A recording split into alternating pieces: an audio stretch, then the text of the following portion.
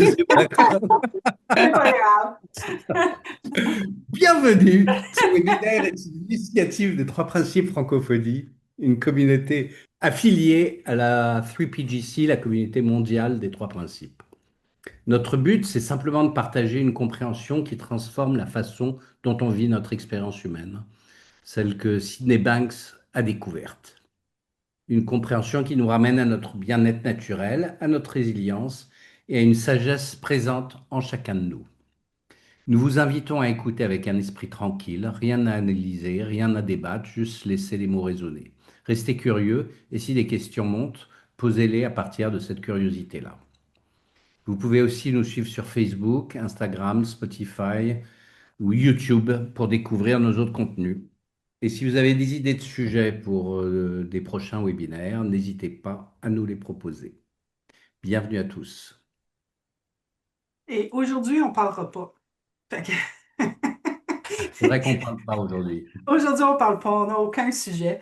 Aujourd'hui, c'est une célébration. Dans le fond, c'est notre dernière rencontre de l'année 2025.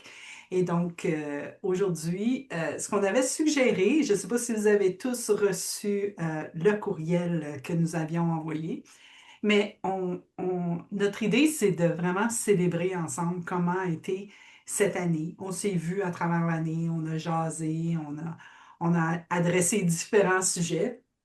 Et donc, c'est de parler, de voir est-ce qu'on a eu des révélations, des déclics, est-ce qu'il y a quelque chose qu'on a compris cette année d'une manière différente que, que les autres années.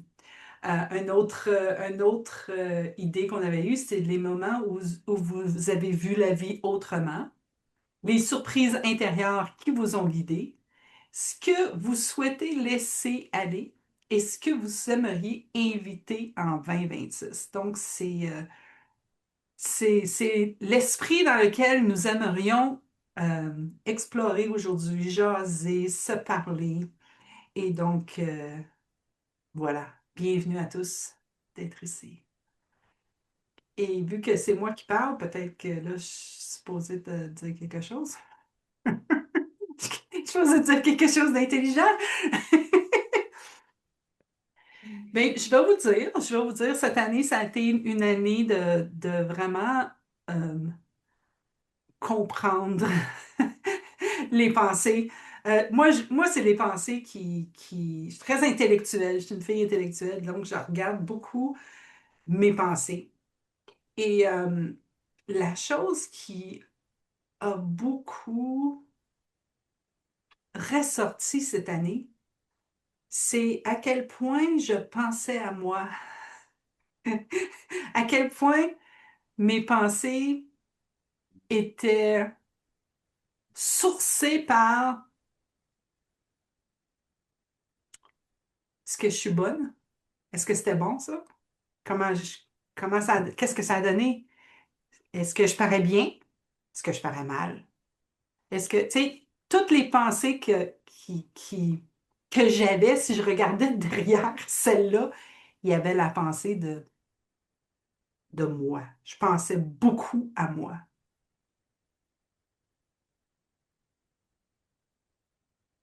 Et c'est pas le fun.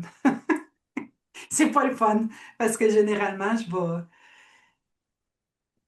C'est pas vrai, premièrement, c'est inventé de toutes pièces.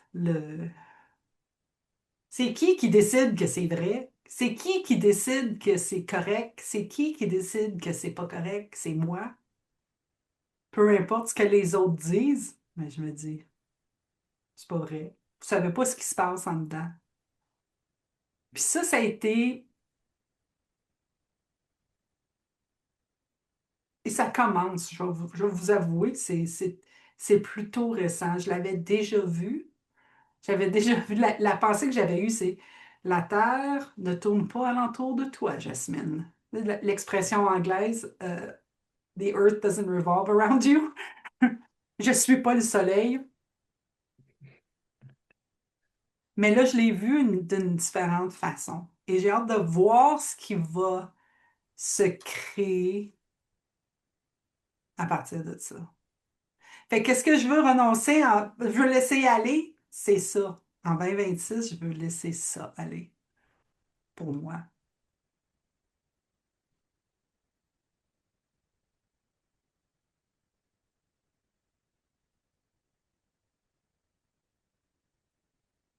Don't leave me hanging. Laissez-moi pas comme ça, là, franchement. Moi, je peux rebondir.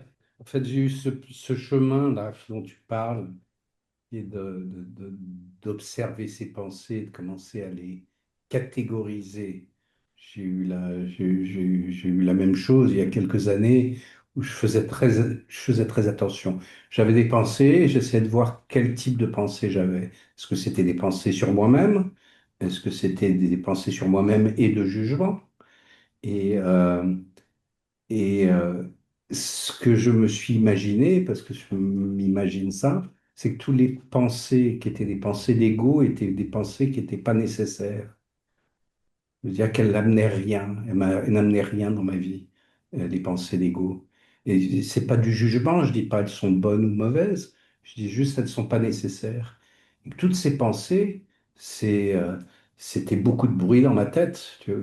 On a 40 000 pensées, 60 000 pensées par jour. Combien étaient dédiées à m'observer, me juger, et, euh, et de laisser partir ça, de commencer à moins être le nombril du monde, de se regarder beaucoup moins, ça, ça, ça nous oriente vers une tête beaucoup plus calme, parce qu'on est plus, on a déjà moins de pensées, je pense.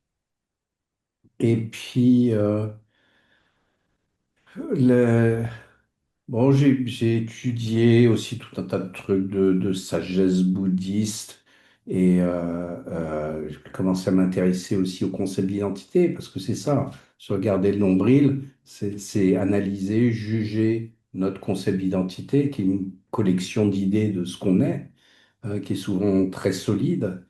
Et il y a des gars comme Mouji qui disent que on atteint le nirvana quand on s'oublie complètement, qu'on n'existe plus en tant qu'ego, qu'on est complètement dans l'observation, euh, on est toujours présent, on est toujours là, mais notre concept d'identité, petit à petit, disparaît, devient un fantôme. Et là, on peut être complètement en pleine présence, à à jouir de ces bonnes sensations et d'être curieux avec ce qui se passe en dehors de nous. Mais tu regardes un endroit différent. Quand tu n'es pas à propos de toi, tu regardes un endroit différent. Tu vois des choses totalement qui n'ont pas rapport avec toi, right? Fait que tu vois quelque chose d'autre et tu peux.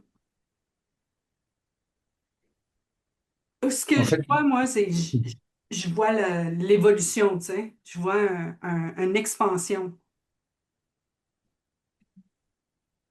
oui, tout à fait. Puis il y a aussi, au bout d'un moment, les pensées, ou en tout cas notre petite personne, devient de moins en moins intéressant.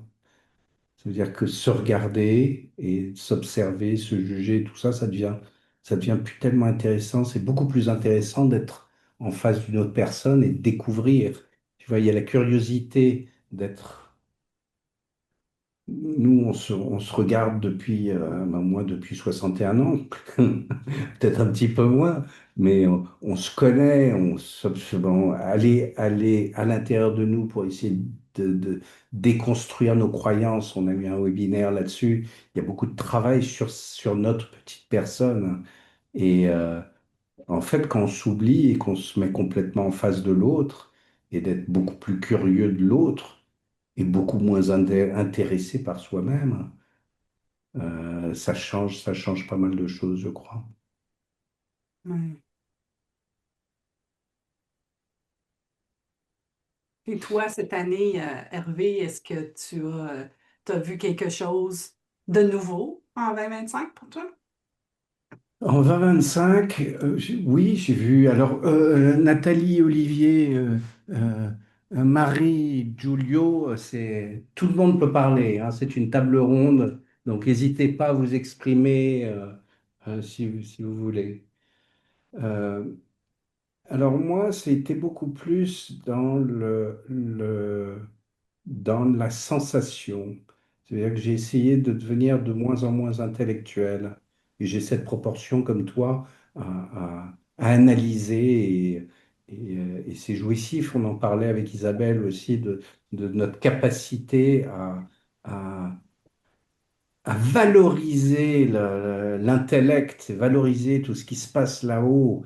Et, euh, non, en fait, là, j'ai pris le chemin un petit peu inverse. Je me suis beaucoup plus orienté vers l'analyse de mes sensations, sachant que toutes mes émotions, elles sont créées là-haut, mais de vraiment utiliser beaucoup plus mon corps comme compas, dès que je sens des sensations qui sont agréables, de les suivre, de ne pas les analyser, mais de les suivre, de rester dans ces sensations, et puis aussi d'être curieux. En fait, la curiosité et l'émerveillement, c'est deux choses que j'essaye de cultiver dès que je peux, dès que je m'en rappelle, en fait. Ouais. Olivier, tu as enlevé ton mute. Est-ce que c'est parce que tu veux nous dire quelque chose ou c'est par erreur? Non, non, c'est parce que juste il avait été question qu'on pouvait intervenir, donc ben, j'étais Oh prêt à le oui, faire en cas d'échéance et tout. got it. OK, c'est bon.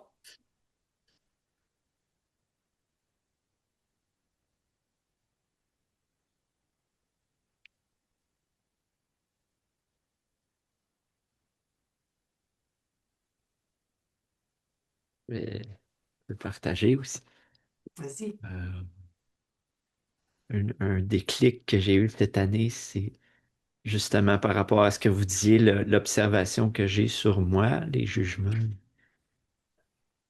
et tout ça, de voir qu'en dessous, il y a la vie qui, qui me porte et que c'est pas conditionnel. Tu sais, c'est un cadeau, cette affaire, le principe d'esprit dont Sidney parle. Donc, il y a quelque chose de plus grand que ma petite personne qui, qui sait que j'ai ma place, qu'elle est pleine et et qu'elle se vaut. Je sais pas comment dire, mais de revenir à ça. La valeur que j'ai ne dépend pas de ce que je fais ou de ce que j'acquiers. Ou, tu sais, fait qu'essayer ça que j'aimerais plus développer en 2026, de plus me laisser être ou sans chercher à faire ou à apprendre ou tu sais, ben, tu sais, forcer pour dire, ah ben, tu sais, arrêter de vouloir me changer ou Hmm. je sais pas comment dire. Mais c'est une grosse affaire, arrêter de vouloir se changer, là. C'est bon, Ouais, ça. Like it. me laisser porter. C'est ça qui me vient pour le moment. Merci.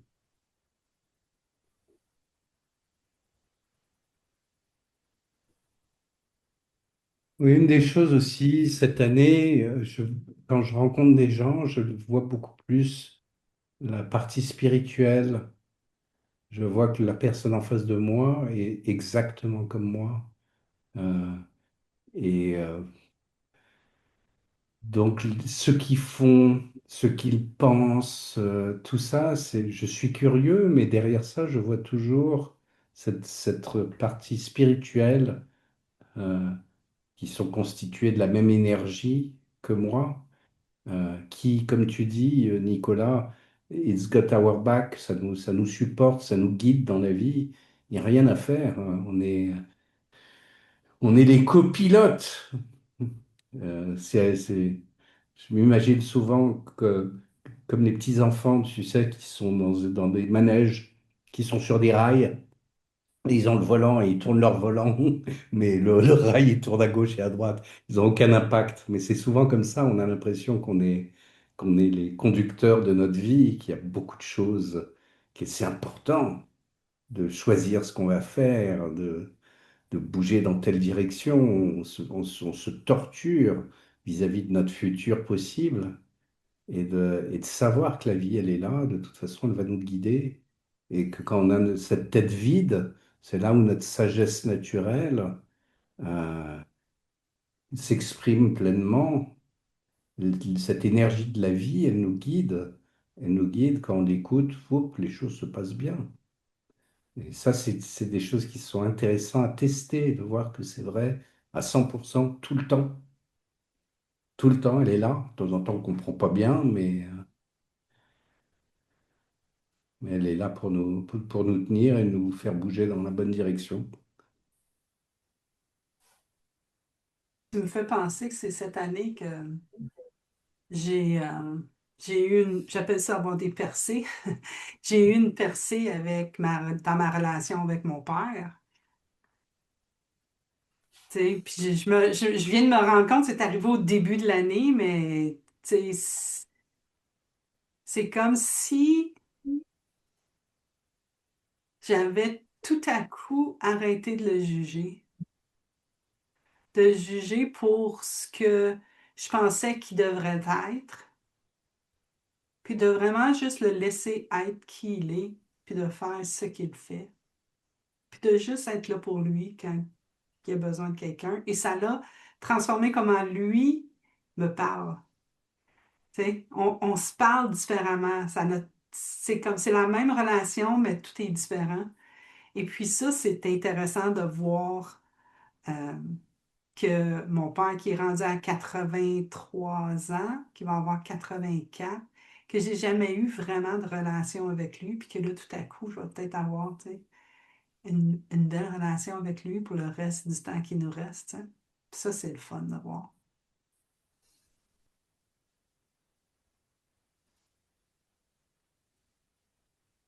Oui, vas-y, Olivier. Je peux Olivier? intervenir? Oui, non, je me questionnais par rapport à ce que tu disais, Hervé, sur l'histoire de la vie qui nous donne pas de direction, qui nous donne les directions à prendre, c'est pas nous qui avons le volant. Moi, j'ai un peu l'impression que pour moi, le manège, il est plus souvent à l'arrêt qu'en marche. On en parlait avec Isabelle sur je sais plus le nom de ton logiciel, là, on en parlait à propos de l'anxiété et du verrou que ça met. Si je reste dans cette logique de dire c'est la vie qui fait avancer ou pas, ça veut dire que j'accepte je, quel jeu, je ne sais pas, l'idée que ben, je suis plus souvent dans mon canapé que en train d'être actif.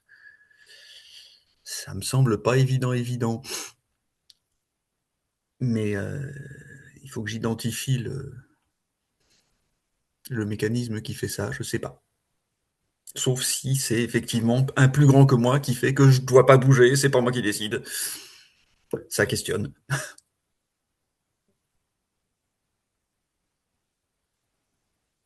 Oh, je ne sais pas pourquoi t'es dans ton canapé. Hein, je sais plus, j'étais pas dans cette discussion. Euh, Moi, ce que je sais, c'est que quand ma tête est vide, que je fais vraiment les choses, les décisions deviennent assez faciles. Il y a quelque chose qui va me pousser à faire ceci ou à faire cela. Et, euh, et tant qu'on ne sait pas, on ne sait pas. Et ça va tout à fait de ne pas savoir, rester sans savoir, en attendant de savoir. Un moment, dans le moment présent, il y a quelque chose qui va nous dire, allez, c'est le moment. C'est ça que je veux faire, c'est ça que j'ai envie de faire. Et, euh, et puis être dans un canapé, je sais pas, moi je suis très très bien quand je suis dans mon canapé. Moi aussi. Euh, Faut pas, oui, faut que tu regardes aussi quelle est la partie de jugement que tu as vis-à-vis de ça. Est-ce que tu dis être dans son canapé, c'est pas bien? Euh, Être dehors et se bouger, c'est bien? Et, Euh, les... C'est tous les chantiers en attente qui font un peu peur. mhm. Et Je vois qu'il y a quelqu'un. en ce qui concerne l'anxiété, C'est pas un concept d'identité, l'anxiété. Je suis pas anxieux. J'ai des pensées anxieuses. C'est ce que je fais. On fait de l'anxiété. C'est-à-dire qu'avec toutes ces pensées anxieuses, ben, on a une réaction physique qu'on nomme de l'anxiété.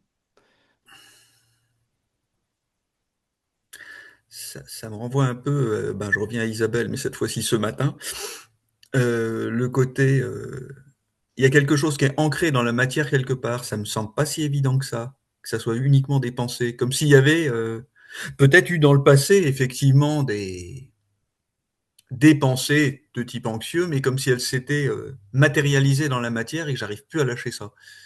J'arrive plus à les dégager de la matière. Moi, ce que je vois là-dessus, Olivier, c'est que nos pensées, on les repense et on les repense et on les repense jusqu'à temps qu'ils deviennent la réalité. Et après ça, on oublie que c'est nous qui les ont créés. Et même que ça devient comme une boule de neige. Tu sais, la boule de neige commence avec un petit flocon. Puis là, après ça, tu en mets un autre, puis un autre, puis un autre. Puis là, ça devient une belle forme solide. Et plus tu la roules dedans, puis plus elle devient grosse.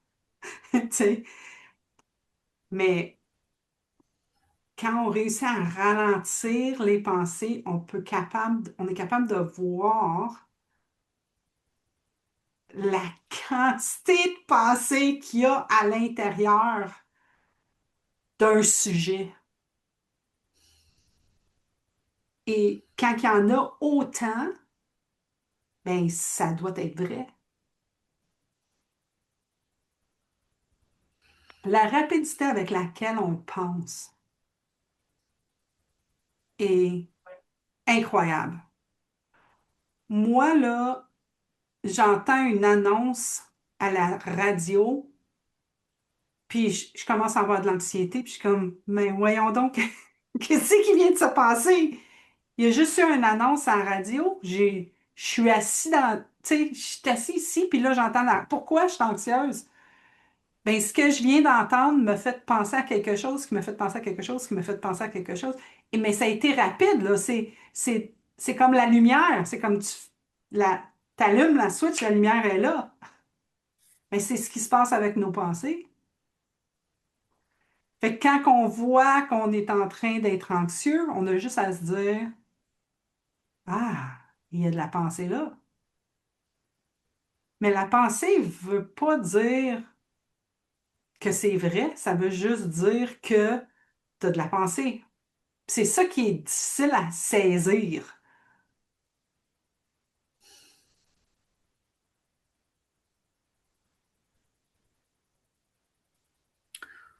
Il y a un truc qui me va pas, mais j'ai pas envie d'ergoter, donc il y a quelqu'un d'autre qui demandait la parole, je laisse la place.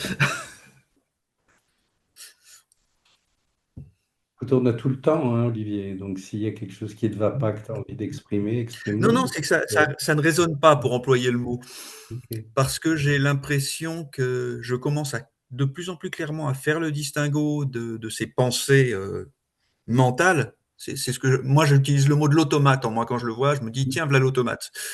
Euh, mais justement, j'y vois de plus en plus clair donc dans ces pensées, puis dans des pensées qui viennent de beaucoup plus loin, qui viennent d'une présence. Et oui, je les entends venir, je crois. Pas tout le temps, évidemment. Quand l'automate est là, il les cache. Mais il n'y en a pas tout le temps. Alors, c'est un avantage, c'est que de plus en plus, là, c'est assez récent, s'il y a un fait que je devais donner pour faire le bilan de 2025, comme ça a été fait tout à l'heure, c'est que je commence à trouver cet espace en moi où il y a du silence. Mhm. Comme une espèce de... Comme si je mettais ma présence à un endroit dans mon cerveau où, euh, où ça ferme sa gueule, pour dire les choses explicitement et pas élégamment. Et je commençais à y arriver de plus en plus. Ça dure pas des heures non plus, mais n'empêche que ça peut durer pas mal de secondes maintenant. Donc c'est intéressant. Mais justement, quand je suis à l'écoute de ça, ben, il n'y a pas forcément un truc qui me dit allez, va faire ceci, va faire cela. Au contraire, c'est plutôt le mental qui donne ces décisions-là. Et donc, c'est pas forcément juste. Et d'ailleurs, j'ai un mal fou à y aller. Alors, est-ce que la vie me dit effectivement, ben, pour le moment, tu restes au fond de ton canapé? Bon, ok, soit.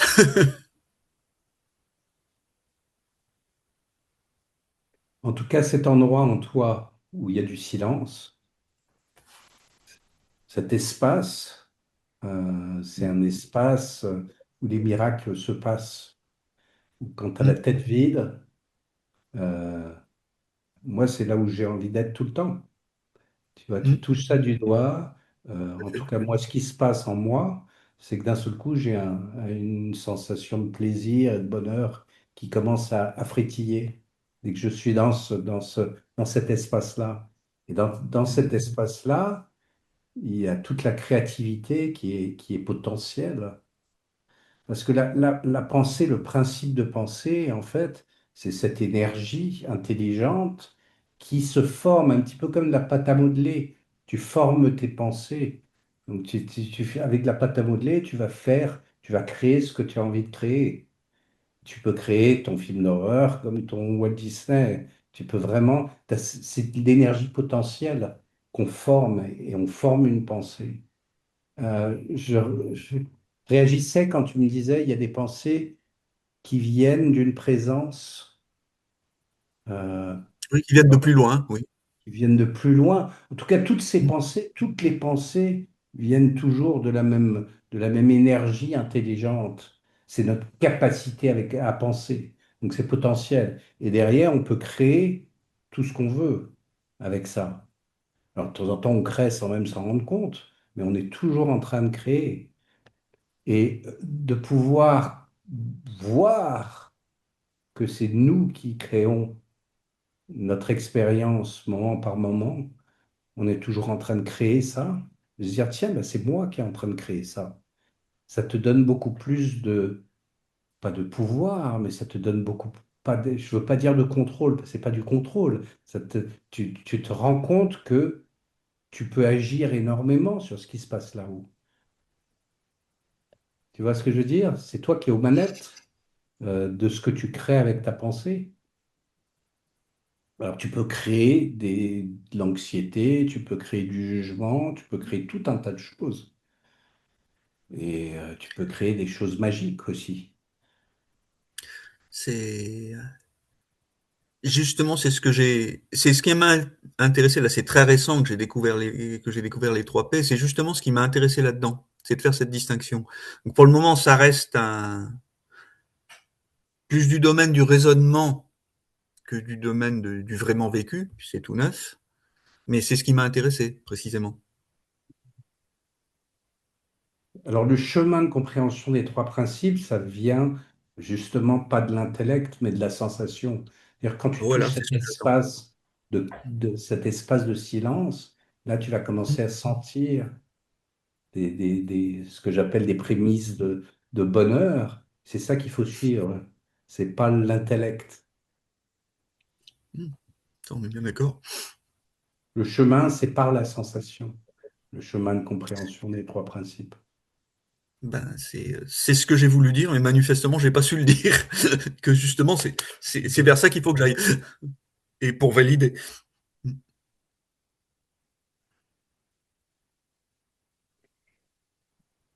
Quand vous dites que le chemin des trois principes, c'est par la sensation, ça m'inspire aussi beaucoup parce que j'essaie de trouver des moyens de nous ancrer dans cette sensation. Et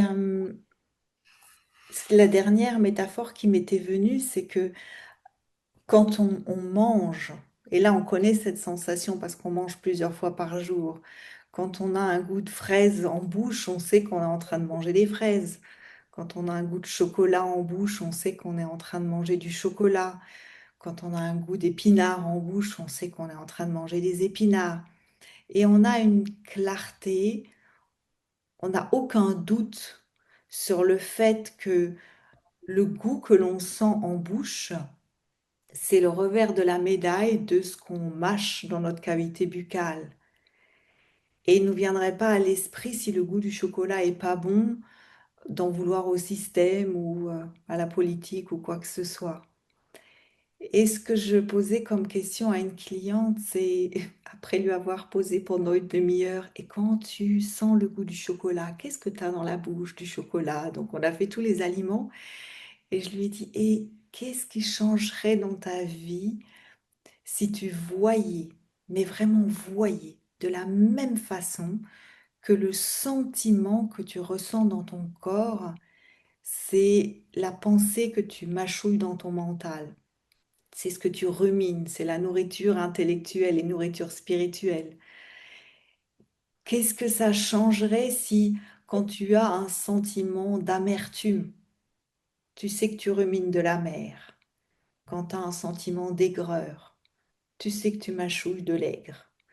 Quand, si tu le savais avec la même certitude et la même clarté, sans l'ombre d'un doute, que ça fasse tac tac, je mange quelque chose que j'aime pas, ben, je vais le recracher.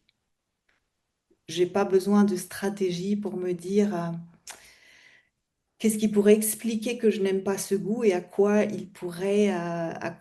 je pourrais l'imputer. Je le sais, c'est ce que je mange. Et je me dis toujours, si je pouvais, et je me mets dans le groupe parce que forcément, il y a plein de fois où je tombe dans le piège. Si je pouvais savoir avec la même clarté que tout ce que je ressens, toutes les émotions, c'est ce que je mâche intellectuellement, ce que je rumine. Je sens à quel point, si je voyais ça avec la même clarté, ça me ferait basculer à autre chose. Mm, mm.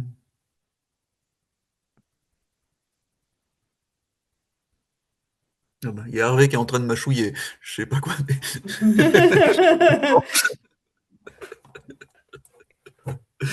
Et comme disait Hervé, quand on mâchouille pas, et ça, là aussi, c'était un déclic d'il y a quelques jours, parce que j'ai un nouvel ordinateur et j'ai voulu installer Outlook sur Mac, et il n'y a pas de quoi être fier, hein, j'ai mis 4 heures. Et après la première demi-heure de frustration où je me suis dit, il y en a un qui va passer par la fenêtre, quel ordinateur ou moi aussi, j'ai eu cette présence d'esprit, ah, ChatGPT. Et donc, vu que j'avais réussi à tout déconnecter en 2 clics maladroits, j'avais plus de numéros sur mes WhatsApp, enfin, j'avais plus que des numéros, plus de noms, j'avais plus de mails, plus rien. Donc, j'ai retrouvé un vieil appareil photo. Je faisais des photos d'écran que j'envoyais par mail sur mon ancien ordinateur. Et là, je mettais dans le chat GPT, c'est quoi la prochaine étape qui me disait appuie là, j'appuyais. Je refaisais la photo, je renvoyais, je chargeais dans le chat GPT qui me disait appuie là. J'ai fait ça pendant 4 heures. Et à un moment, vers la fin, je me suis j'ai réalisé l'état d'extase dans lequel je me trouvais. Et en même temps, il m'a sauté aux yeux que ça pouvait pas être la circonstance, parce que ça, c'était franchement désastreux. Mais vu que j'ai été complètement perdue, j'avais aucune pensée parce que j'avais rien à chercher dans mon expérience passée, dans mon expertise. Donc là, c'était vide, c'était clic, envoi, appuie, clic, envoi, appuie pendant 4 heures. Et dans cet état de présence amplifiée, j'ai vu à quel point que ce sentiment d'extase qu'on cherche frénétiquement en multipliant les actions et en courant derrière tout, il est déjà là, même dans des circonstances aussi pitoyables.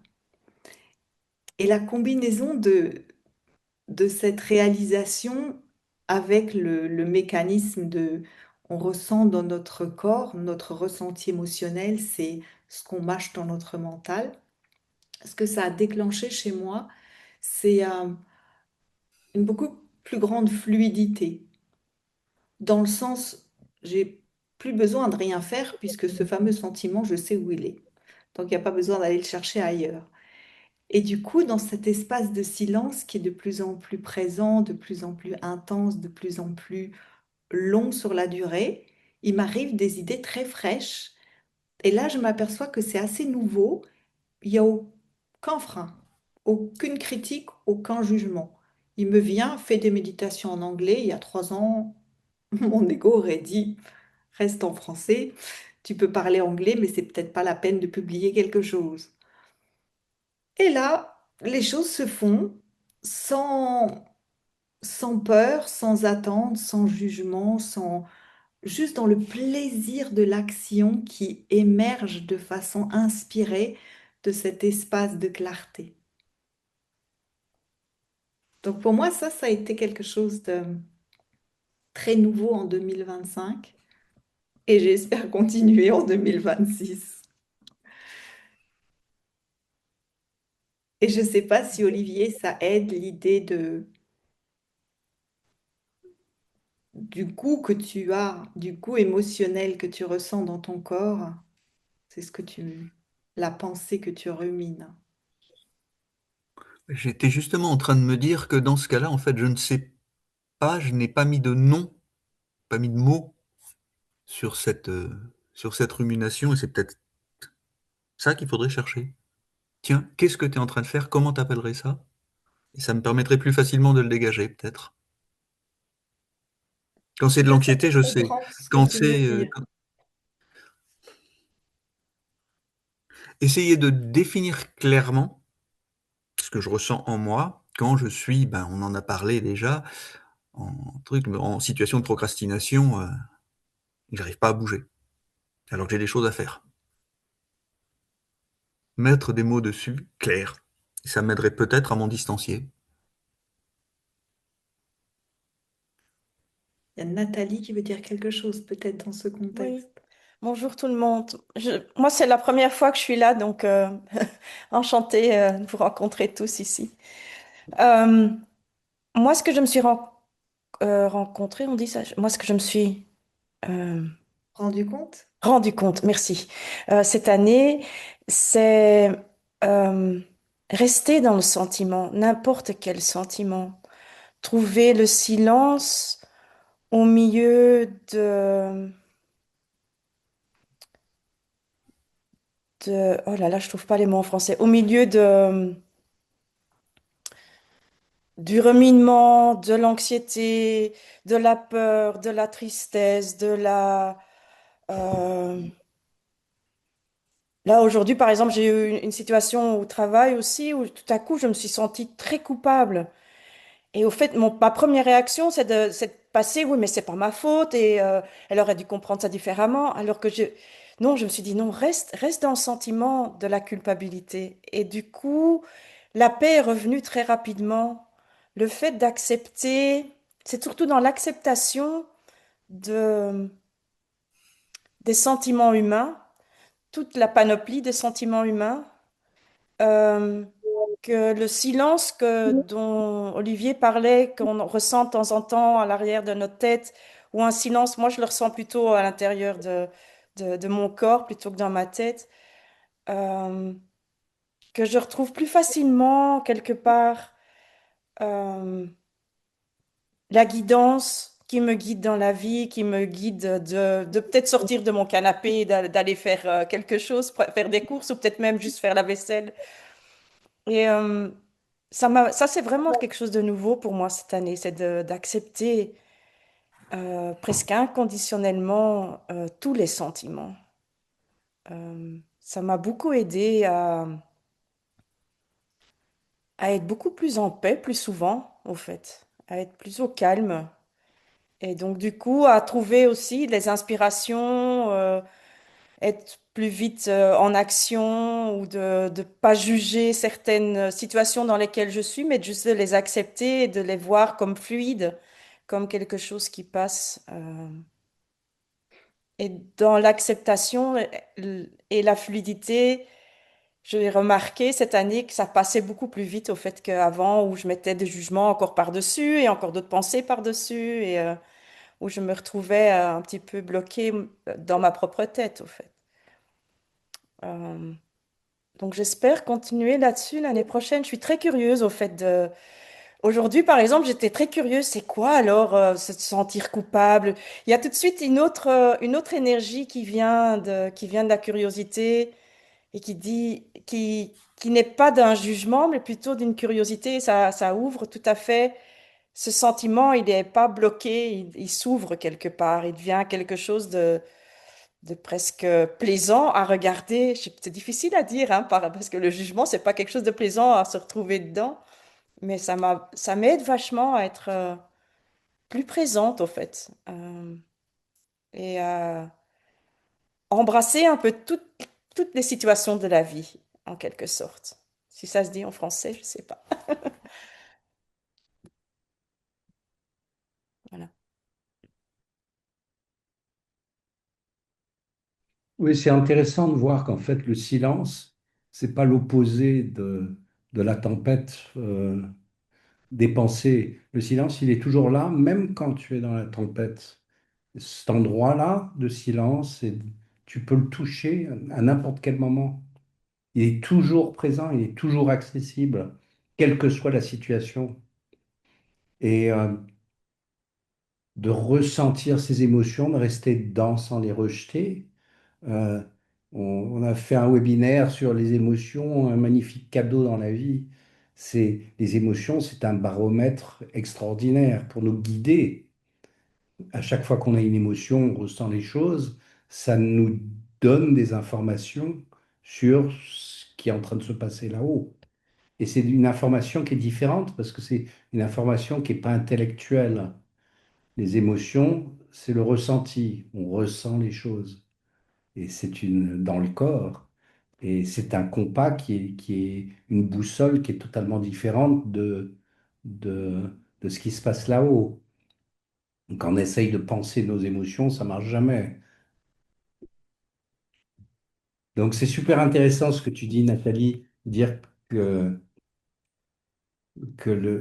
cet endroit de calme, il est toujours présent au, au moment où tu culpabilises, où tu as tout un tas de trucs. Mais de savoir qu'on a accès à ça à tout moment, c'est quand même vachement sympa de savoir qu'on peut être dans le the eye of the storm, en pleine tempête Ouais, émotionnelle, ouais. et que à tout moment, on peut toucher cet endroit et revenir au calme, à une tête vide, et d'un seul coup avoir accès à notre sagesse naturelle et l'intelligence de la vie. Ouais, c'est exactement ça, ouais. Mais j'adore la réaction que tu as eue de dire, ah, j'ai un sentiment de culpabilité, puis de juste, puis tu t'es vu dire, ah, ben là, tu t'es vu réagir et aller dans la justification et dans la protection puis de juste, après ça, d'avoir dit, non, non, reste avec. C'est quelque chose de très intéressant que je vais pratiquer. Merci Nathalie, je vais le pratiquer moi aussi parce que j'ai tendance à faire ça. Tu sais, je passe à la réaction, mais je reste pas avec I'm gonna try it. Je vais essayer, c'est sûr.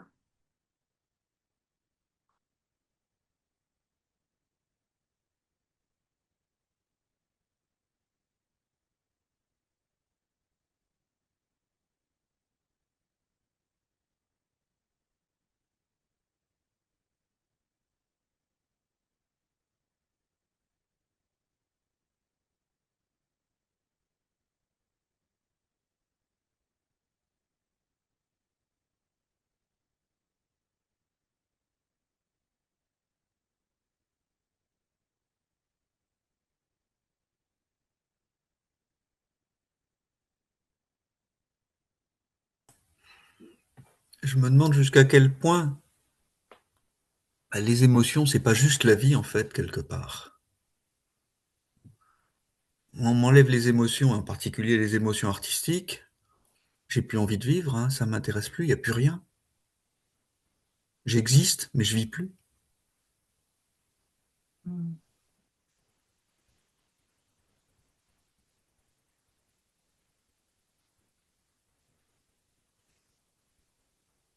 Oui, j'adore ce que tu dis, les émotions, c'est la vie. C'est vraiment la vie, c'est le flow, c'est les pépites, c'est tout ce qui nous traverse. Et ça me fait penser à ce que Ian Watson avait partagé au dernier Viva. Euh, et c'est peut-être quelque chose qui peut, enfin en tout cas chez moi, qui m'a inspiré. Il parlait d'un client qui venait le consulter parce qu'il était dans un sentiment d'anxiété toute la semaine. Il baignait littéralement dans l'anxiété. Et puis, la technique de Ian Watson, c'est toujours de demander, mais il y a quoi qui vous plaît dans la vie? C'est quoi qui marche bien? Et là, son client lui a dit, ben, le cinéma. Moi, je vais au cinéma tous les dimanches, tous les samedis. Je passe le week-end au cinéma. Il dit, quel genre de film vous aimez? Et il dit, les films qui me tiennent en haleine, où je suis comme ça, j'ai du mal à respirer, je me demande ce qui va arriver. Et tout d'un coup, il a réussi à lui faire voir que c'était le même sentiment pour lequel il payait des séances de cinéma les unes après les autres pendant le week-end. Pendant la semaine, il payait différents coachs pour y échapper. Et c'était exactement le même sentiment, mais il avait mis un jugement et une étiquette différente. Au cinéma, c'est à ce moment-là qu'il lui a dit, mais quelle est la différence? C'est le même sentiment dans lequel vous baignez toute la semaine. Le week-end, c'est payant et la semaine, c'est gratuit. Mais là, la personne a dit, eh ben non, le cinéma, c'est vraiment différent. D'abord, c'est du cinéma et je sais quand la session commence, je sais quand ça s'arrête. Et puis, j'ai rien à craindre.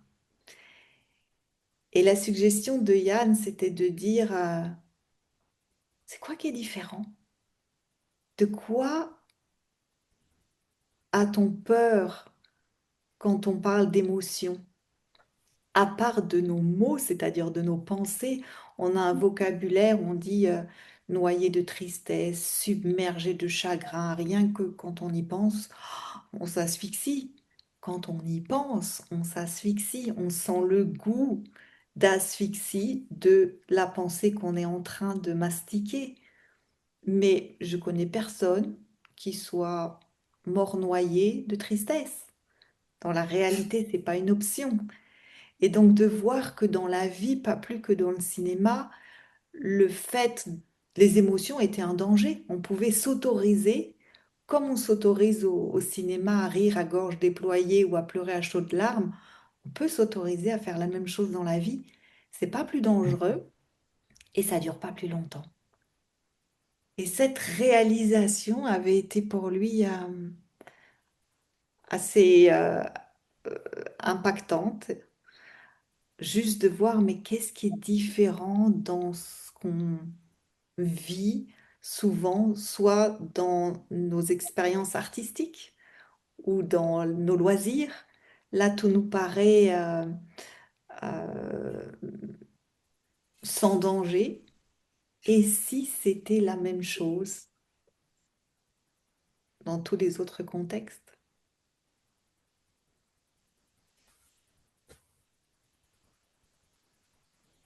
À tester.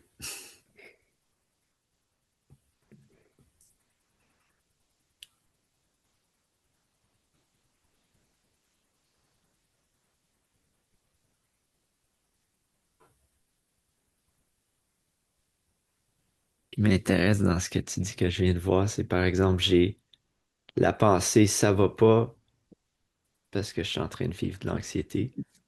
On peut dire, est-ce que je peux remplacer par une autre pensée comme la pensée contraire peut être aussi vraie? Euh, je sais pas. Ou ça peut être, ben, ah, plutôt que de dire c'est de l'anxiété, ah, tiens, j'ai une émotion intense, je me sens vivant. Euh,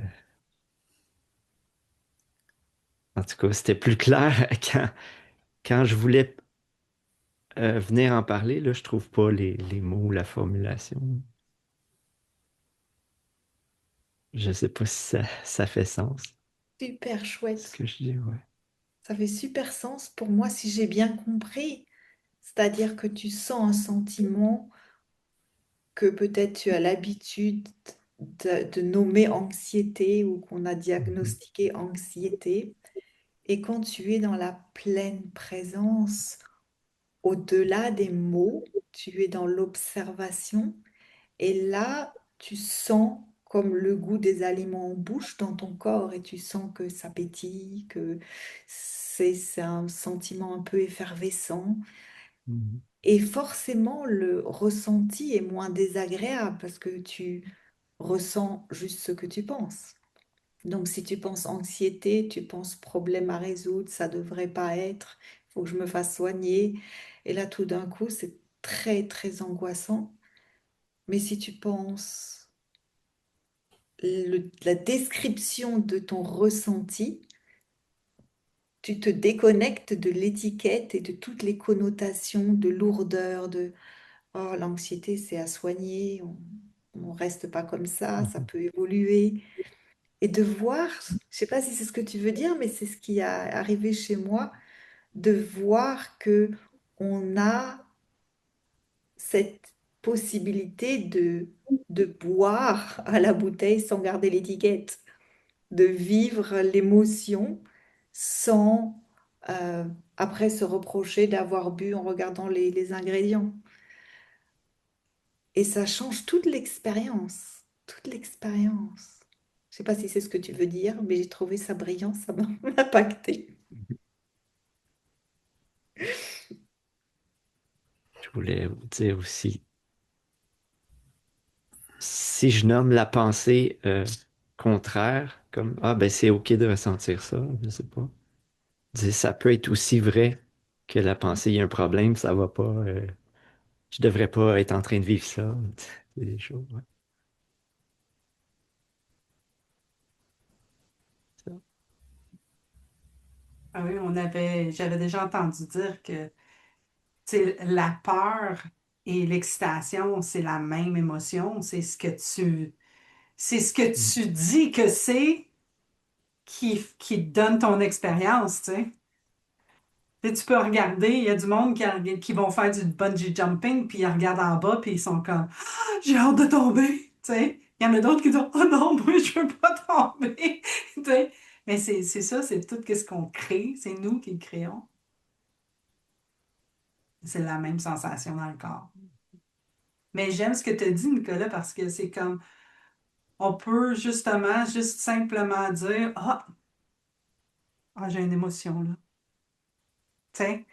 Mais moi, la drama girl, c'est oh non, là, j'ai peur.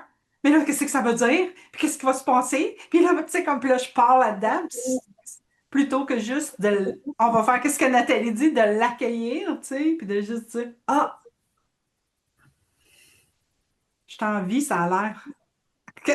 Du point à Olivier, tu sais, c'est comme ah, je suis en vie, j'ai une émotion. J'en ai pas. Je suis pas en vie.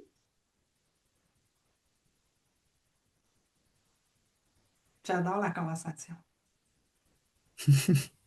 Pour moi, c'est dans la continuité de ce que tu dis, Jasmine. Je pense que cette année, ça a été de vraiment différencier mes émotions, ce que je peux ressentir, de ma propre valeur, en fait. C'est comme un stade de compréhension supplémentaire où au début on comprend, oui, d'accord, ok, mes émotions, elles sont pas là pour indiquer ma valeur, ok. C'est comme, je sais plus je crois que c'est Michael qui avait pris l'exemple des bips de la voiture. Quand on se rapproche d'un mur et que la voiture elle sonne, ça veut pas dire qu'on est mauvais conducteur, c'est juste là pour nous dire attention, il y a un mur qui est proche. Et en fait, les émotions fortes pour moi sont là aussi pour me dire attention, la qualité de tes pensées, tu vas dans une direction où c'est dangereux. Donc, je pense que pour moi, cette année, ça a plus été de cet ordre-là et ça m'a permis de faire le tri. C'est une année de transition, entre guillemets, on va dire, où j'ai senti que je prenais mes décisions parce que je le voulais en fonction de mes propres désirs et non pas parce que j'avais peur. Donc, juste pour reprendre ce que Olivier a évoqué tout à l'heure, en termes de procrastination, en soi, le problème, c'est pas l'action, c'est le résultat que j'imagine de cette action qui fait que je vais rester figée. Qu'est-ce qui risque d'arriver si si je me mets en action? Et c'est ça qui fait peur, parce qu'en soi, l'action, elle est pas problématique. Je prends un exemple, marcher pour aller à un entretien ou marcher pour aller me balader, en soi, c'est marcher. Donc, le problème, il vient pas de l'action en elle-même, il vient de ce que j'imagine de ce qui pourrait arriver. Même la phrase à dire, elle est compliquée. Donc c'est l'indication que je dois simplifier tout ça et que je suis déjà partie dans des choses que je vais imaginer justement. Et à partir du moment où on tombe dans l'imagination, mais il n'y a rien de réel. Et plus on a l'habitude d'imaginer, et plus on est bon. Un peu comme dans les films, vous savez, il y a souvent des... Je sais plus comment on appelle ça, mais on peut rechercher les moments où on a par exemple une paire de baskets et que c'est pas du tout la bonne époque. Euh, ben en fait, notre cerveau, il devient très très bon pour camoufler tous les détails et en faire quelque chose de presque palpable et réel, en se disant, ah ouais, c'est vraiment ce qui va se passer. Donc c'est ce qui a été pris avec l'exemple d'Isabelle, en se disant on va au cinéma, on voit des films, et on sait que c'est un film, mais en réalité, c'est exactement la même chose pour nous. À partir du moment où on arrive à savoir que c'est un film, c'est cool, et le meilleur moyen de le savoir, c'est quand il y a une émotion. L'émotion, encore une fois, elle n'est pas là pour me dire ce que je peux faire ou ne peux pas faire, elle est là pour me dire ce que j'imagine que je peux faire ou ne pas faire. Et c'est deux choses qui sont totalement différentes. Et à partir de là, bah, ça change tout. Hier soir, j'ai eu une conversation avec un ami qui voulait que recommander euh, une des coachs avec qui il travaille, coach sportive, pardon. Et du coup, je lui ai demandé pourquoi il contactait pas directement cette personne. Il me dit, j'aime pas être redevable. Et je lui ai dit, non, mais ça n'a rien à voir avec le fait de demander une recommandation. Est-ce que cette personne, c'est une personne sûre à qui tu fais confiance? Oui, bah, c'est la seule chose que tu as à savoir. Le reste, c'est même pas encore arrivé qu'on est déjà en train de s'en protéger. Et la plupart du temps, c'est ce qu'on fait, ce qu'on a l'habitude de faire. Et quand on a entendu des choses dans notre éducation qui vont dans ce sens-là, méfie-toi de ci, méfie-toi de ça, tu n'es pas fait pour ci, tu n'es pas fait pour ça, on les prend comme des vérités. Et parce que ça vient de nous, ben on se dit que c'est réel, alors que non, c'est pas consistant, parce que dès qu'on passe le pas, on regarde derrière, on fait ah, mais en fait, il n'y a rien. Il n'y a rien de l'autre côté. Donc, tout ça pour dire que ça a plus été une année où ça m'a permis de prendre des décisions basées sur des choses beaucoup plus solides que la peur, la volonté de plaire, la volonté de renvoyer une image positive, la volonté de manipuler, de porter un masque, etc., etc. Et ça a été super intéressant pour moi aussi. Hier, il y a quelqu'un qui m'a dit mais tu t'excuses beaucoup. Et j'avais pour habitude de m'excuser beaucoup, mais en fait, l'excuse, elle est complètement différente d'avant, parce qu'aujourd'hui, l'excuse quand je la fais, c'est juste parce que je me rends compte que je suis partie loin dans ma tête. Et c'est juste l'équivalent de ah ouais, t'es partie loin. Et c'est pour ça que je m'excuse. C'est plus dans ce sens-là, alors qu'avant, c'était vraiment des excuses. Je me faisais petite et voilà, je me rends même pas compte aujourd'hui que je m'excuse. Je dis, ah ouais, je me suis excusée, ah, ok. Mais en fait, c'était juste le signe indicatif pour me dire, attention, Fatou, t'es parti trop loin dans ta tête et ce qui est en train de se jouer dans ta tête, c'est pas du tout en train de se jouer. Bref, je m'écarte du sujet. Et tout ça pour dire que c'est une année qui est super intéressante parce que là, ça donne de bonnes bases pour vraiment construire ce que je veux et pas être dans la retenue aussi. Je sais que ça, c'est ma spécialité. Je le vois partout, notamment dans le sport où je me suis fait avoir. Je suis allée à la salle et sans faire attention, j'ai mis plein de poids sur la leg press, donc la presse pour les jambes. Et ma sœur, elle me regarde et elle me fait waouh. Je dis comment ça, waouh? Elle me dit regarde tout ce que tu soulèves. Et je me suis rendu compte qu'en fait, bah, sans me rendre compte, j'avais levé la limitation et je me suis dit mais Fatou, tu fais semblant en fait. Donc voilà, c'est vraiment mon bilan de l'année qui est assez marrant et je le regarde avec beaucoup de sourire et beaucoup d'amusement. Et pour l'année prochaine, mon seul objectif, c'est d'aller all-in, de tapis. On dépose tout, on mise tout et on voit ce que ça donne plutôt que de se mettre sur la retenue ou d'agir en fonction des différents voiles pardon, qu'on peut porter. Donc, euh, donc voilà, tout ce que vous m'avez inspiré à travers ce que vous avez partagé ou ce que j'ai pu voir sur mon année jusque-là, pour le moment. Voilà.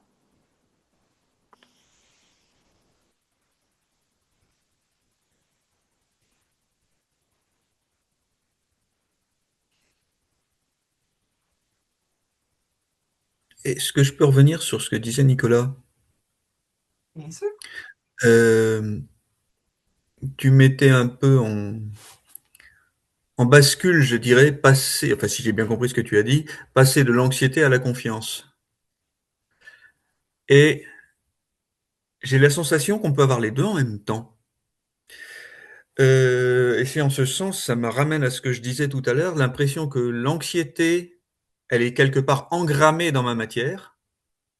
C'est peut-être pas définitif, ça serait génial que j'arrive à m'en débarrasser, mais elle est là, même dans les moments où je suis dans la confiance. Et je vais reprendre l'expression que je disais avec Isabelle la semaine dernière, les moments où je suis confiance, où il y a cette espèce de plénitude, n'empêche que l'anxiété, elle est quand même là en tâche de fond, parce qu'elle est là dans ma barbaque.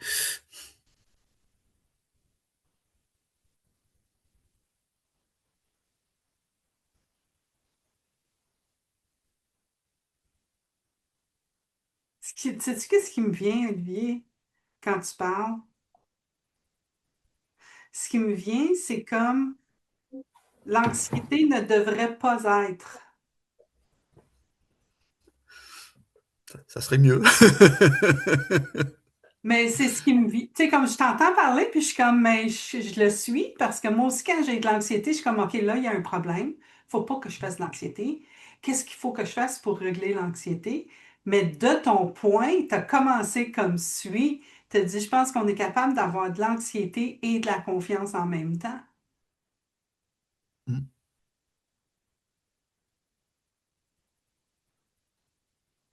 Fait qu'il n'y a pas de problème avec avoir de l'anxiété. On a de l'anxiété, on a. Mais c'est comme Hervé disait, on a des pensées anxieuses. Et, mais encore,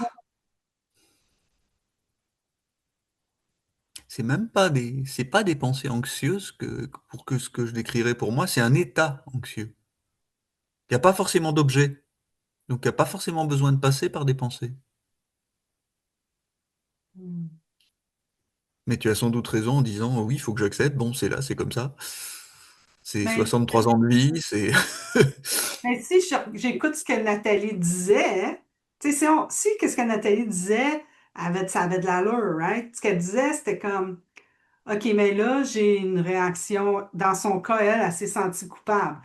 Dans notre cas, à nous, c'est de l'anxiété. Mais si on est avec l'anxiété, puis qu'on arrête de. C'est comme si plus on la résiste, plus elle persiste. Ah, regardons, c'est pour ça qu'ils disent que tu résistes persiste.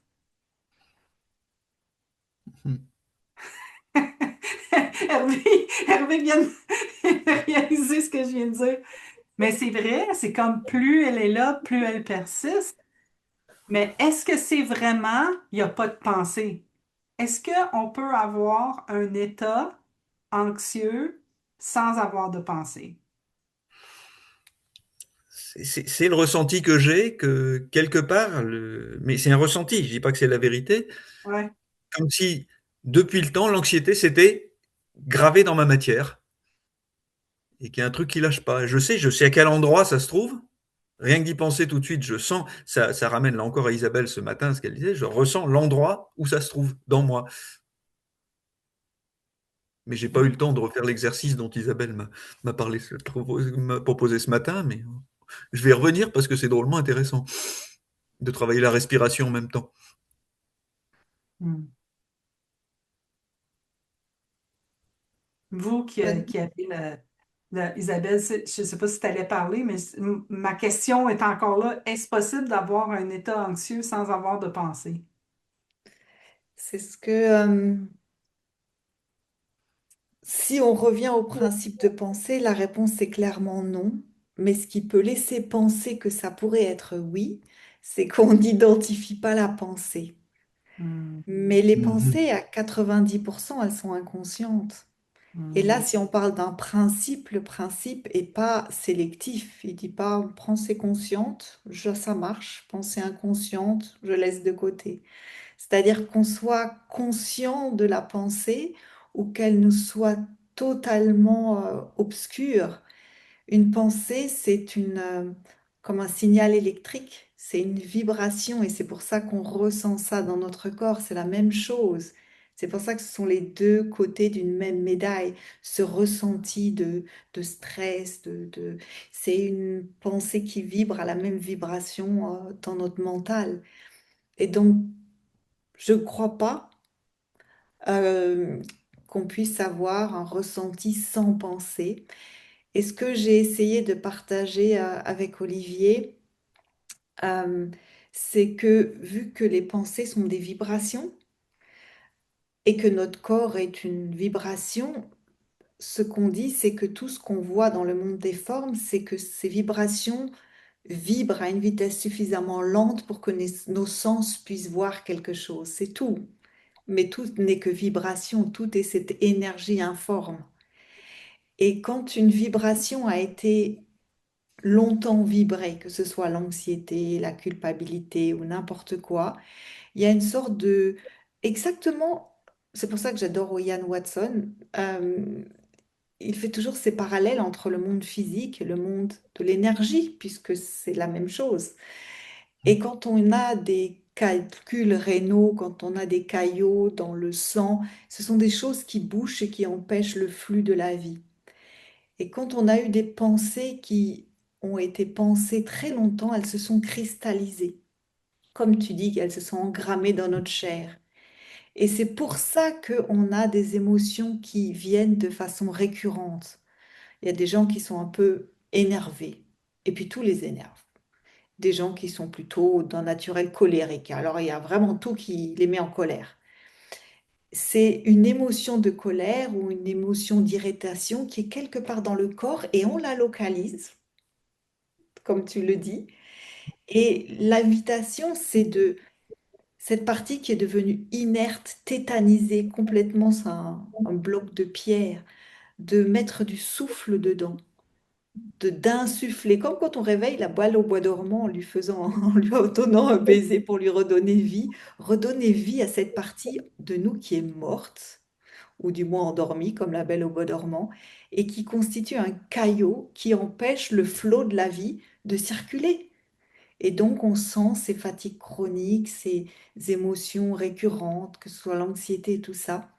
Et donc l'invitation, c'est d'aller jusqu'au bout de ces trois principes, de ne pas résister, comme a dit Jasmine, de ne pas résister l'émotion, sinon on en fait un caillot encore plus dense, lui insuffler de la vie, respirer dedans, la ressentir, et à ce moment-là, elle se détend. On met de l'oxygène entre les cellules, et de nouveau, l'air passe, et il n'y a plus rien qui fait résistance. Ce qui nous fait mal, c'est la résistance. Si une chose passe, ça passe. Si on arrête, là, ça fait mal. Et c'est ce qui résiste qui nous fait du mal et qui persiste. Donc l'invitation que je voulais partager, puisque Olivier en a parlé, c'était que si on va au bout de cette compréhension des trois principes, on peut vouloir redonner le flot de la vie à ces parties qu'on a tétanisées, de façon à vivre sans blocage, sans caillot, sans calcul, les trois principes. Donc c'était juste une branche pratique que j'explore en ce moment. J'ai juste le Est-ce que goût je de peux me dire permettre wow. Est-ce que je me permettre d'ajouter quelque chose ou je suis trop Vas-y. présent? Je sais pas. Ah, vas-y. Donc, je veux dire, ça peut marcher dans le sens inverse. Il y a aussi un endroit en moi où je sais que je peux retrouver la joie. Dans moi, physiquement. Je sais que si je vais regarder là, la joie revient. Donc, ça marche dans les deux sens, en fait.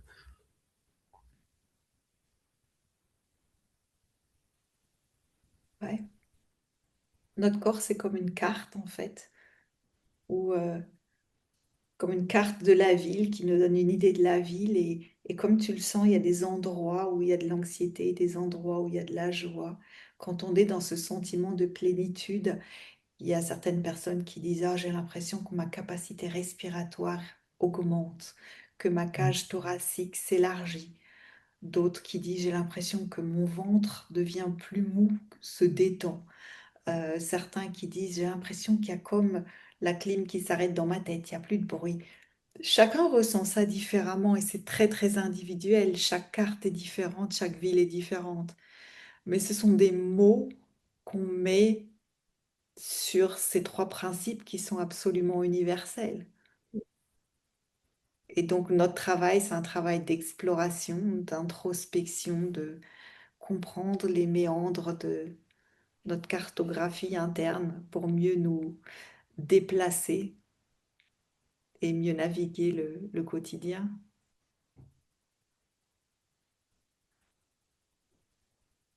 Mais comme je dis toujours, on essaye et on voit, ça marche pour moi, ça marche pas pour moi, ça me convient pas. Il n'y a aucun danger dans cette respiration.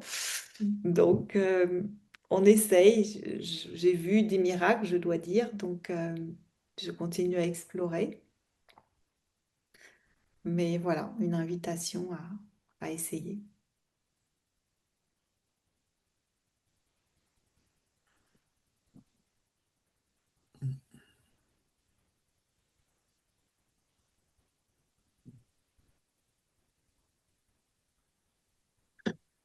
Bonjour à tous.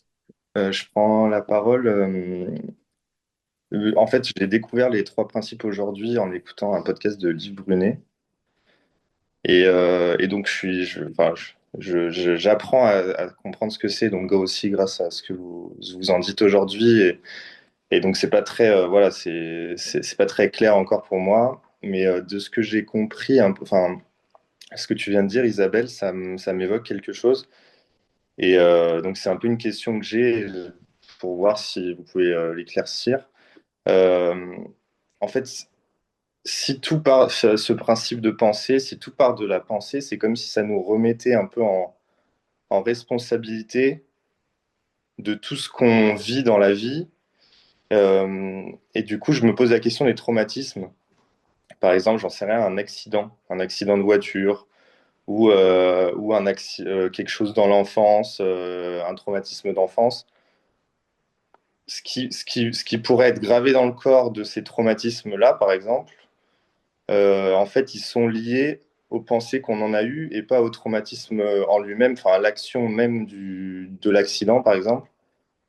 Enfin, c'est comme si ça enlevait la responsabilité du monde extérieur aussi sur les choses qui peuvent nous faire souffrir ou nous rendre heureux.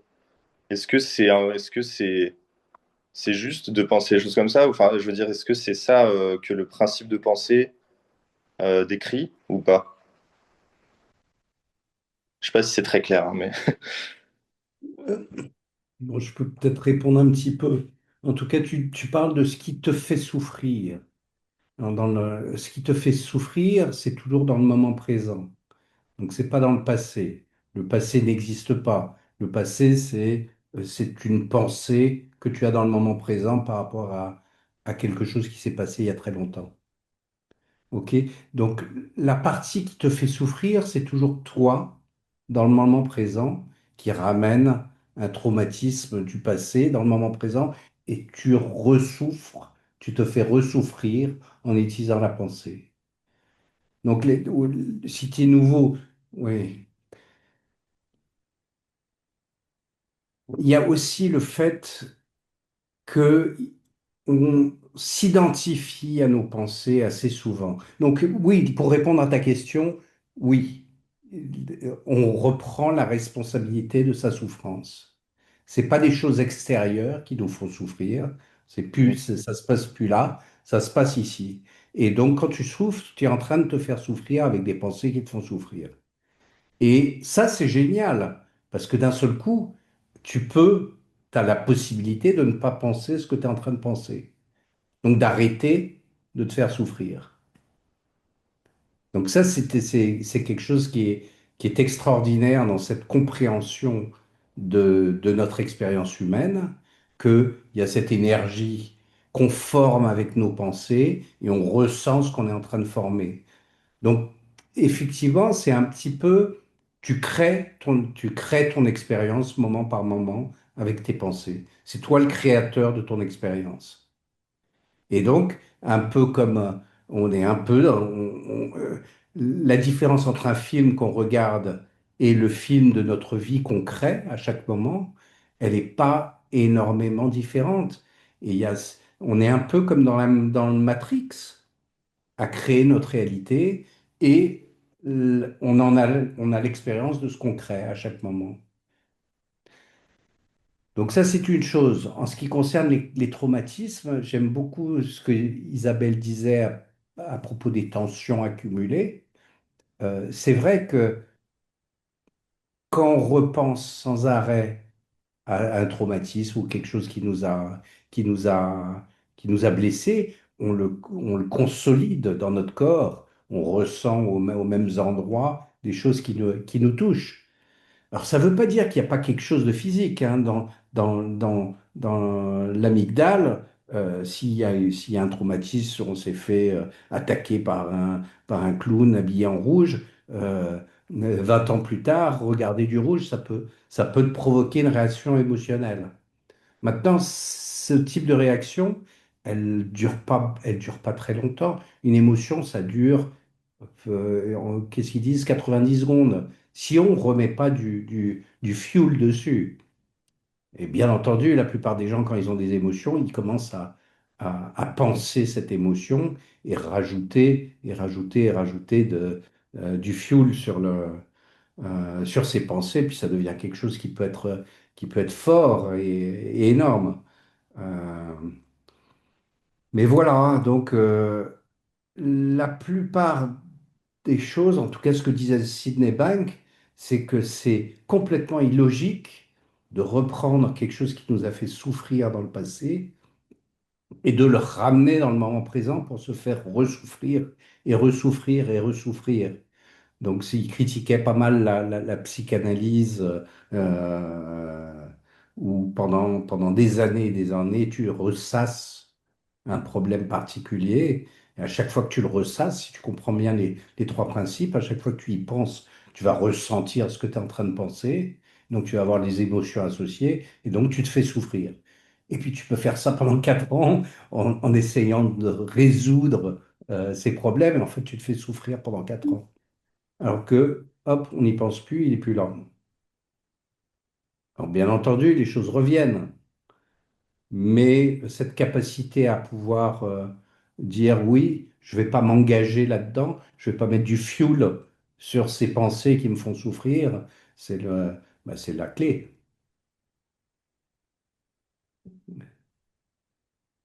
Je ne sais pas si ça t'aide, Giulio.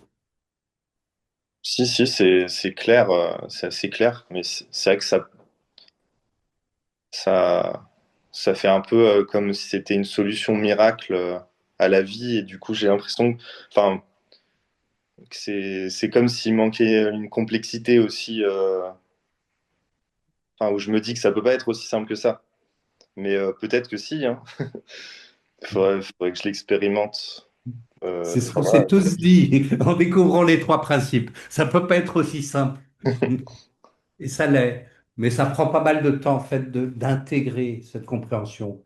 Parce qu'on se fait choper dans notre film sans arrêt. Sans arrêt, on se fait choper dans le film qu'on crée nous-mêmes. Hmm.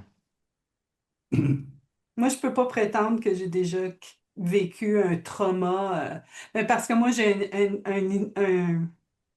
une explication de ce que c'est un trauma, tu sais. Moi, je n'ai pas eu des vrais, tu sais.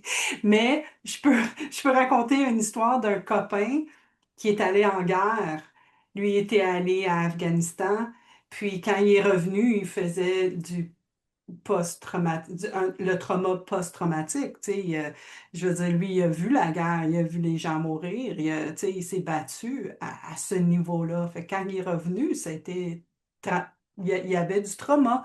Et puis, il m'avait raconté, et il est dans cette conversation, juste que vous sachiez, euh, et il m'avait expliqué qu'il y avait eu un gros accident d'auto et qu'il y a eu vraiment, tu sais, c'est comme si tout à coup, il était retourné à Afghanistan. Puis il y a eu tu sais, comme vraiment, il y a eu peur. Il était dans le même état. Et ce qu'il m'a dit, c'est qu'il a vraiment fallu qu'il se ramène dans le moment présent. Puis il allait voir les gens, il dit, j'allais les toucher, OK, on est ici, c'est ici que je suis, je suis pas là-bas. Et c'est ça qui l'a aidé à ressortir. Et puis, du moment où tu sais, il a compris, il a entendu parler des trois principes, ça a été comme un 2 ans. Tu sais, il était 2 ans de retour, fait qu'il avait souffert le PTSD. Mais ça l'a vraiment aidé à vraiment voir que c'est de se ramener dans le moment présent. Fait que ça, c'est pas toujours évident, tu sais, à faire quand on est justement dans l'automatique de la peur, puis surtout si c'est un trauma, donc c'est quelque chose qui est intense, et de se ramener dans le moment présent quand tu es pris dans quelque chose d'intense, ça doit pas être évident, tu sais.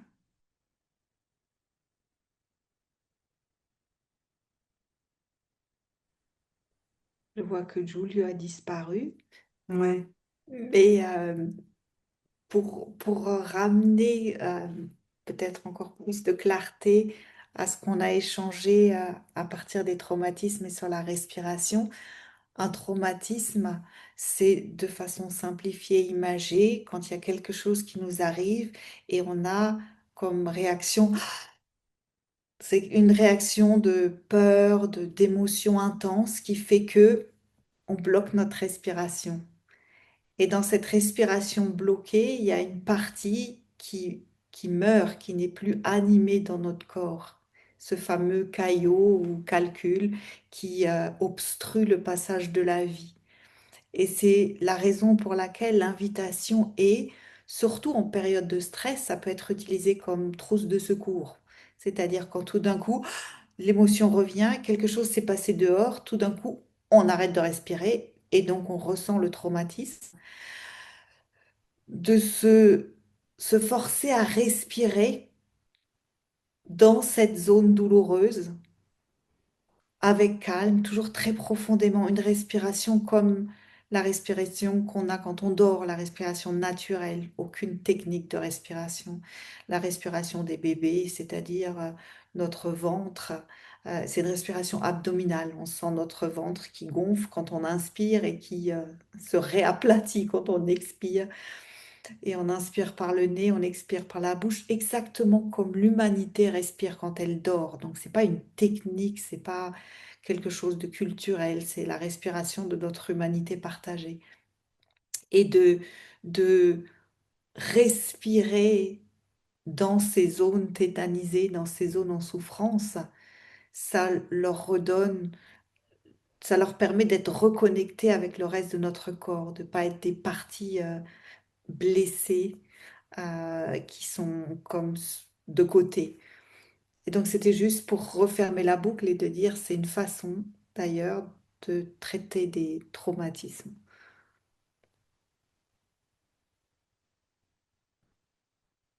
Et comme toujours, on essaye. On essaye et on voit. C'est la meilleure façon. Moi, quand on me dit quelque chose, j'ai pas envie de croire sur parole qui que ce soit. J'essaye et soit ça marche pour moi, soit ça marche pas.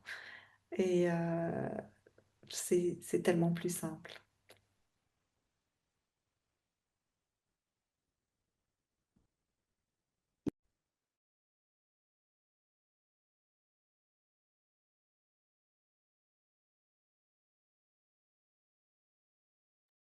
Il nous reste 6 minutes. Et donc, je ne sais pas si les gens qui n'ont pas jasé ont le goût de jaser. Oui, Marie?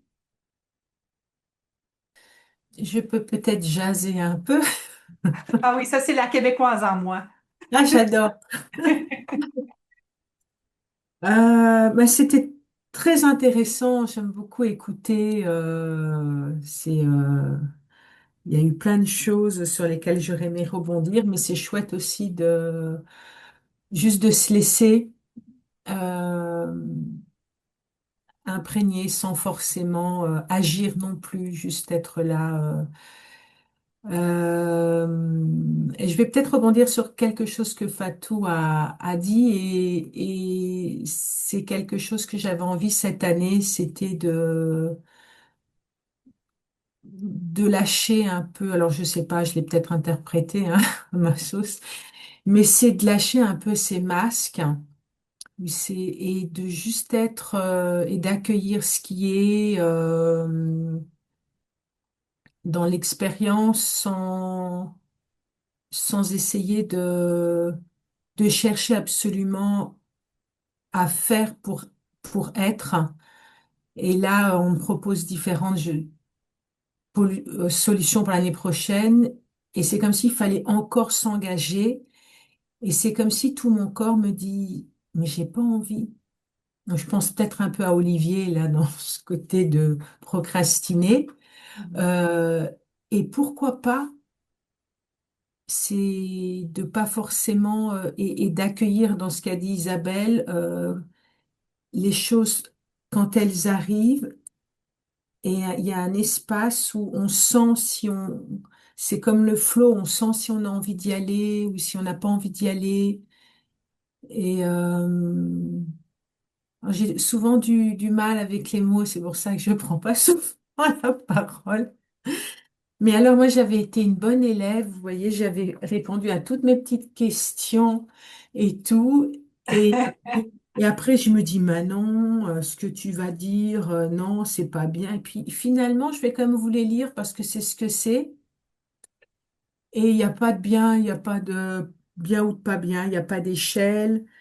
Et voilà. Donc une réalisation qui vous a marqué. Ben, moi, ça a été qu'en traversant une épreuve qu'on découvre que c'est finalement un cadeau, même si c'est dur. Hmm. Et j'en ai eu la preuve dernièrement où j'étais complètement figée parce que j'ai réalisé que ça fait appel à un trauma. Et quand je me fige, eh ben, j'arrive plus à parler. Et il y a tout qui se ferme. Et je l'ai senti dans mon corps. Il y a tout qui se verrouille. Et à ce moment-là, j'étais aussi avec une thérapeute et qui m'a fait respirer. Donc, dans ce que tu disais, Isabelle, ça fonctionne. C'est vraiment cette juste redonner de l'espace dans cette densité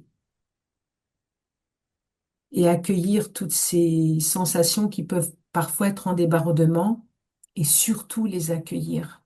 Parce que plus on ne veut pas les accueillir, plus elles viennent frapper à notre porte en disant, hey, tu m'as pas entendu? Et voilà, donc ça c'est d'accueillir et ça c'est pas facile parce qu'on peut être submergé, on a l'impression qu'on pourrait presque mourir hein, quand il s'agit d'un trauma. C'est un système protecteur, comme un bug du système, mais et après on se dit waouh, ah mais c'est possible. Alors la deuxième question, à un moment où vous avez vu la vie autrement. Euh, Quand j'ai vu que ce sont mes pensées qui créent ma réalité, ça a été un shift. Il m'a fallu, c'est pas là-dedans que ça s'est passé. Et c'est toujours difficile de le dire avec les mots.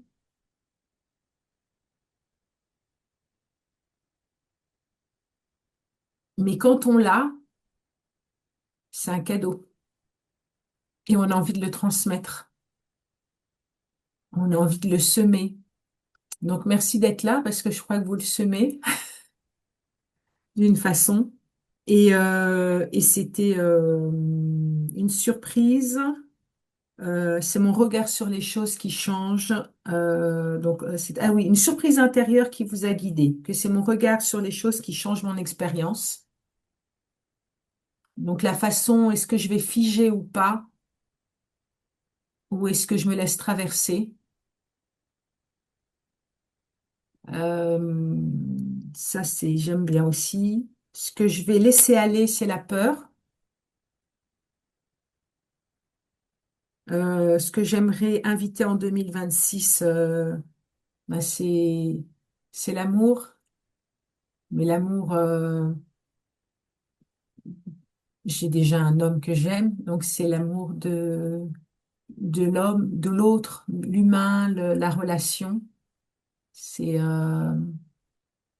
l'amour de qui vous êtes, vous êtes tous mes miroirs, quelque part. Et la richesse de cette communauté et la place qu'elle a dans vos vies. Alors moi, j'ai vu que j'ai commencé le 28 août, donc c'est très récent. Mais c'est un moment et un lieu d'échange où on peut enlever les masques. Donc merci. Merci à toi. Et ça fait du bien d'être soi dans cette unité.